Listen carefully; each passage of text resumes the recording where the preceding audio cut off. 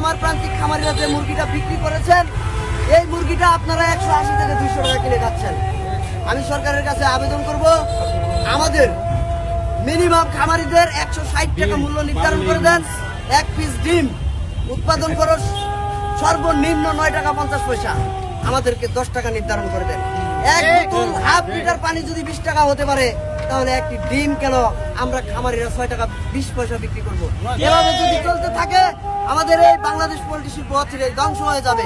যদি খামারিরা ধ্বংস হয়ে যায়, তাহলে আপনারা 1 কেজি ব্রয়লার মুরগি 200 টাকা থেকে 400 টাকা পর্যন্ত হয়তো হতেও পারে।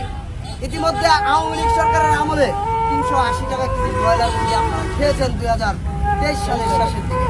যদি সিন্ডিকেট তার চক্রান্তে সফল হতে পারে, এদেশের গরিব ও মেহনতি মানুষ পুষ্টি, প্রোটিন ও খাদ্য তালিকার প্রধান খাদ্য ব্রয়লার মুরগি ও ডিম সর্বোচ্চ দামে কিনে খেতে হবে, তখন আপনারা আমরা এই দেশের জনগণ বিভাগে পড়ব।